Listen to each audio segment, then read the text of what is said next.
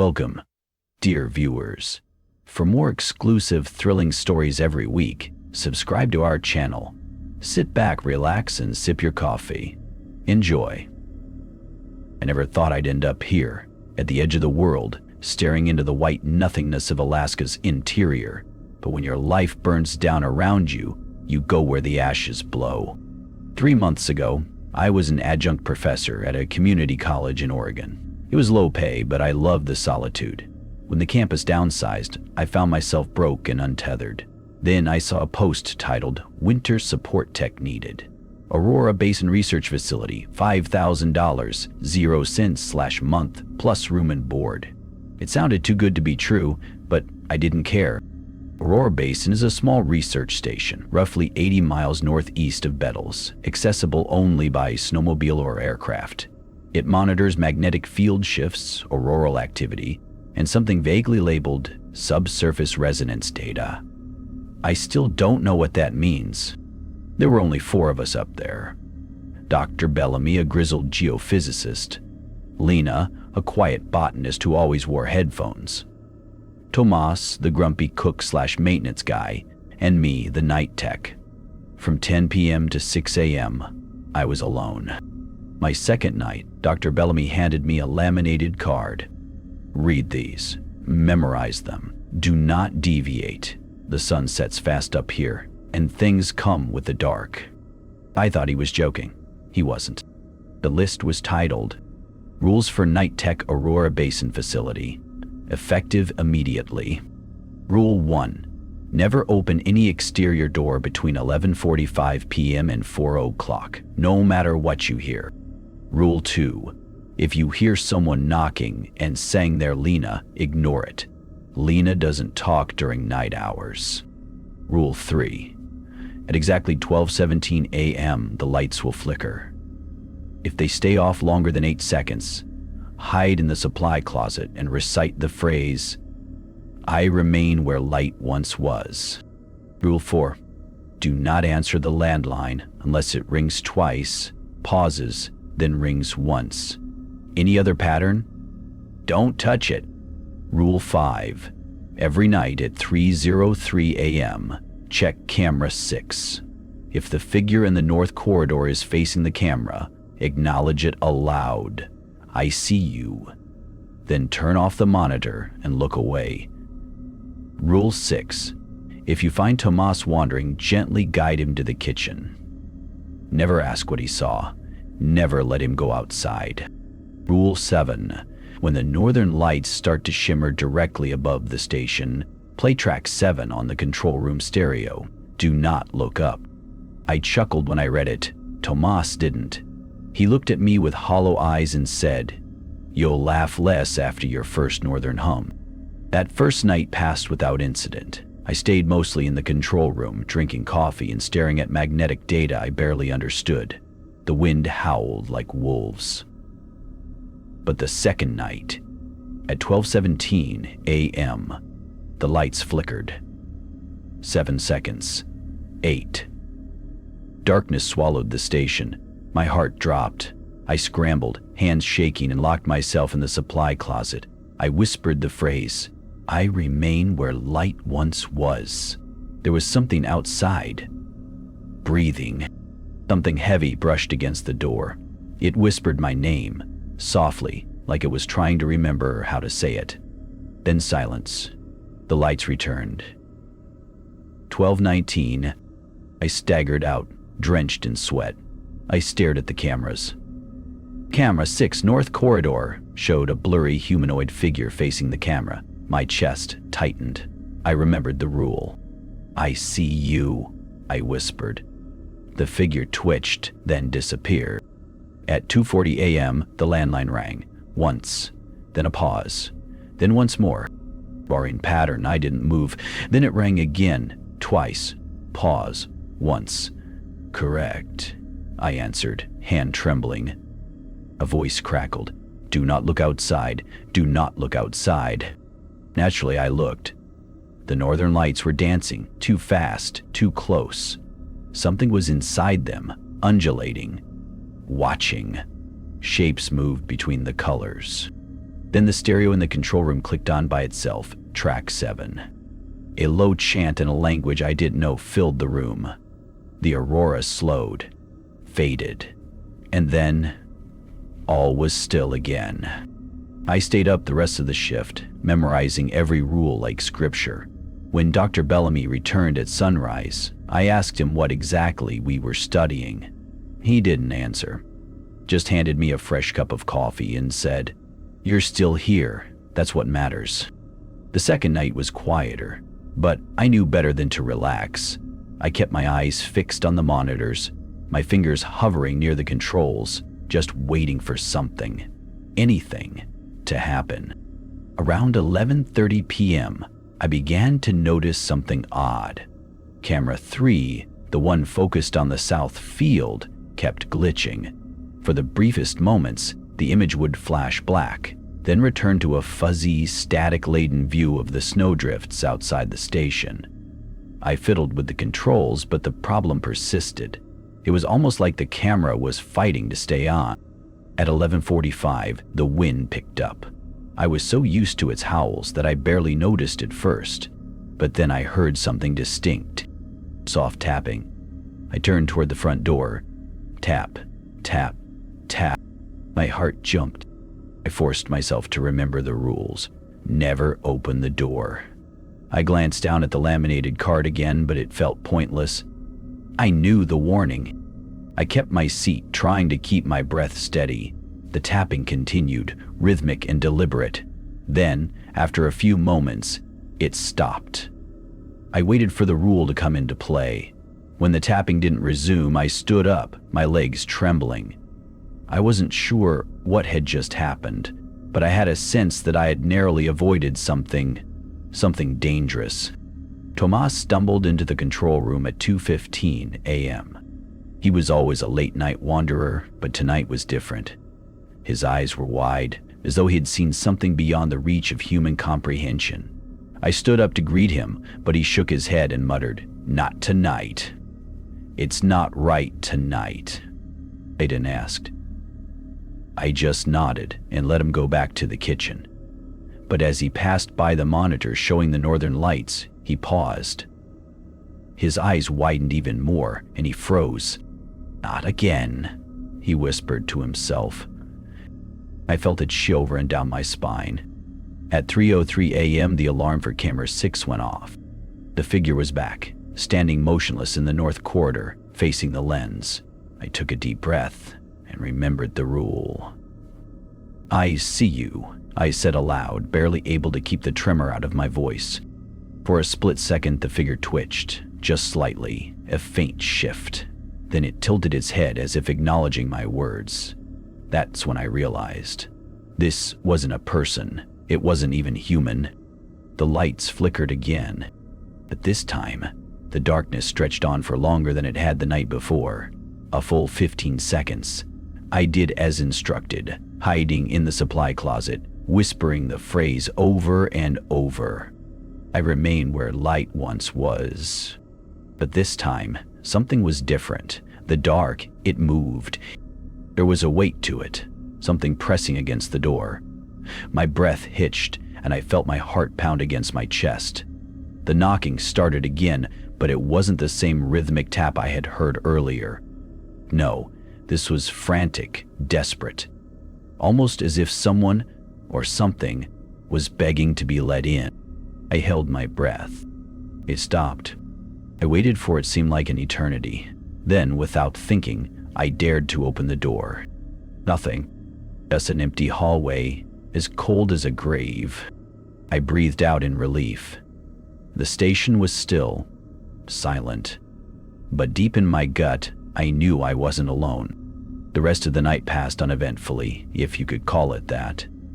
The rest of the team returned at dawn, as if nothing had happened.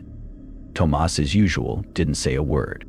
Dr. Bellamy and Lena both acted like it was just another shift. But I knew better. I was learning the rules, sure, but I also knew there was something bigger at play, something older and more dangerous than I could begin to understand. The next evening, when the sun sank behind the mountains, I had the strangest feeling that I was being watched. I checked the cameras. Nothing. I checked the door just to be sure, locked.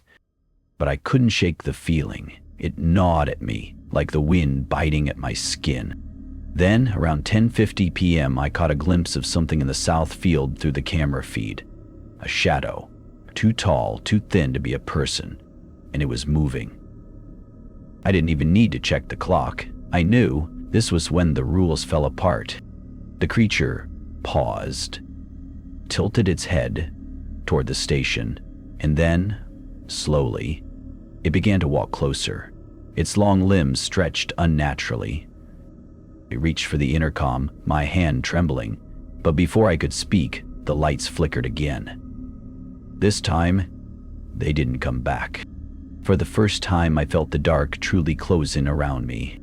I sat frozen, eyes glued to the screen, as the shadow continued its slow approach. It was taller now, stretching almost impossibly thin in the dim glow of the monitors. With each step, it seemed to elongate, like it was bending reality around itself. I could see the way the darkness seemed to follow it, curling up from the corners of the screen, creeping in like smoke. My heart was in my throat as I reached for the intercom again. My hands felt numb, cold as ice. I wasn't even sure who I was trying to warn anymore. Dr. Bellamy? Tomas? Lena? They'd all gone to bed, and they wouldn't believe me. I wasn't sure if I believed myself. The figure stopped just beyond the range of the south camera, almost as if it were testing the limits of the station. My pulse quickened, the cold gnawing at my limbs as the temperature in the room dropped rapidly. I could hear the wind picking up again, but there was something wrong about it. The howl sounded different, distorted, like it was coming from inside the walls instead of outside. I had no choice. I had to go outside. I had to check. I don't know why. I couldn't even tell you now. Maybe it was fear or curiosity, or maybe it was that instinct to survive, to understand what was hunting me. I grabbed my coat, my boots slipping as I made my way toward the door. The sound of my own breathing filled my ears as I fumbled for my keys. I was hyper-aware of every creak of the wood beneath my feet, every subtle shift of the building. The lights above flickered again, and the intercom crackled to life for a brief moment, but no one was there to answer. A door. It was still locked, but the sound on the other side. It had changed. There was a low, scraping noise, like nails dragging against metal, or worse, like something trying to break through. I took a deep breath, steeling myself, and turned the lock. The door swung open with a heavy groan, as though it hadn't been used in years. A gust of cold air hit me immediately, but I forced myself to step outside, the snow crunching underfoot with every step. The lights from the station barely illuminated the path ahead. I squinted into the darkness, straining my eyes. I could still feel it, the thing from the camera feed, lurking just out of sight. I moved cautiously, each step making the hairs on the back of my neck stand on end. The wind howled louder now, twisting around me in unnatural spirals. It wasn't just the wind anymore. I could feel it moving through the air, pressing against my skin like hands, cold and slick. Then I saw it. A shadow. It was standing in the exact spot where the camera had shown it, facing me. But it wasn't just standing anymore. The thing was tilting. Its head twisting unnaturally, as if it were trying to study me. My stomach churned. I couldn't look away. And then, in a voice that came not from the wind, but from within my own head, I heard it. "You are not meant to see this." I froze. My legs trembled. Was it speaking to me? Or was it the station playing tricks on my mind? The air around me thickened. It was harder to breathe. The snow was swirling, obscuring my vision, but I knew it was getting closer.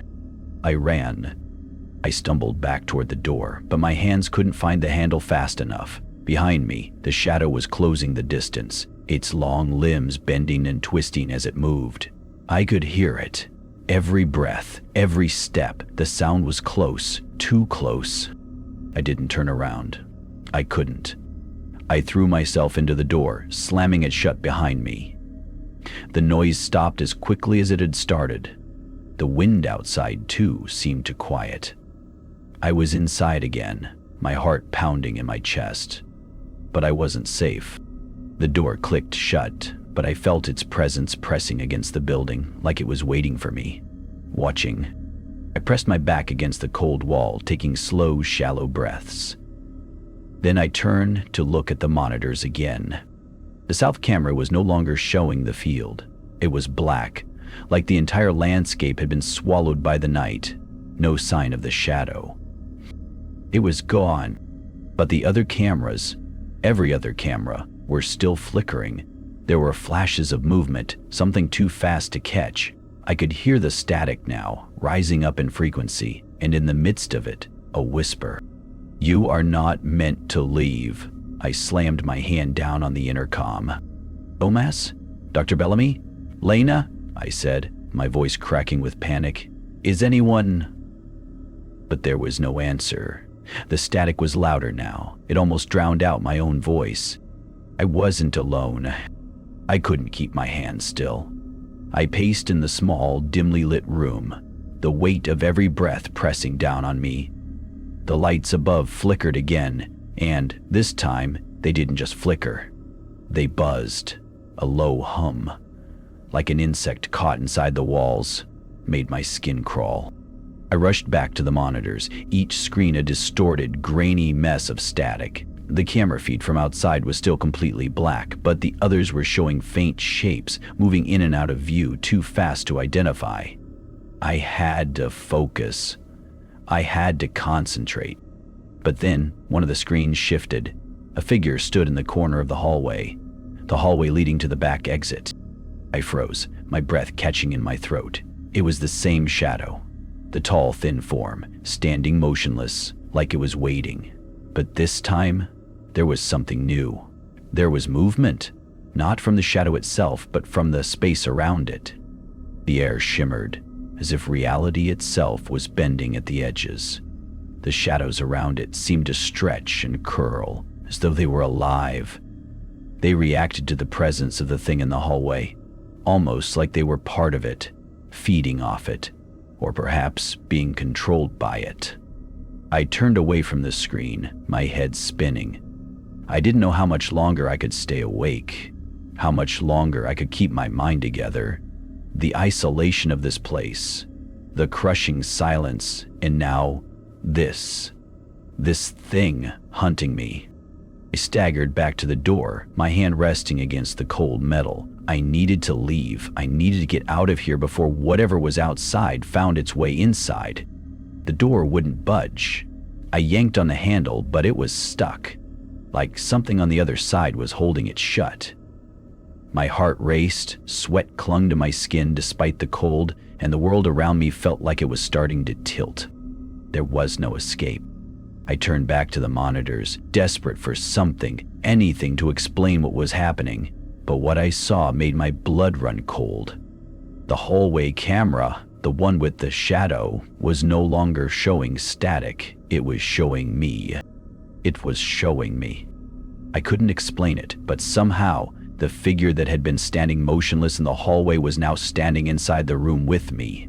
It was a perfect reflection of me, my own image, twisted and distorted. Its eyes glowed faintly in the dim light, and it was smiling. I stumbled back, the walls closing in around me. The air was too thick now, like I was breathing underwater. I could feel it, the weight of its presence. The shadow was no longer just outside the walls. It was here, inside the room, watching me. And I could hear it, feel it in the very pit of my stomach. The whisper. You shouldn't have looked. I wanted to scream, but no sound came. My throat was too dry, my body frozen in place. I tried to move, tried to run, but my legs wouldn't respond. The shadows closed in around me, crawling up the walls, reaching toward me with tendrils that seemed to stretch for miles. And then, just as the room seemed to collapse inward on itself, the lights went out. Total darkness. I don't know how long I was standing there, trapped in the blackness. My mind was reeling, and the cold had seeped into my bones. I could feel the presence of the shadow, though. I could feel it, even without seeing it. The wall seemed to bend, and then a sound. A soft click, almost like a door opening. I knew what it was. I knew what was coming. Footsteps. Slow, deliberate, and closer than ever before. Click, click. They were echoing down the hall, but they weren't just footsteps. They were too soft, too wet, like something dragging across the floor. I didn't turn to look. I couldn't. But I could hear it getting closer. Closer. Closer still. The breath on the back of my neck was the last thing I felt before everything went black.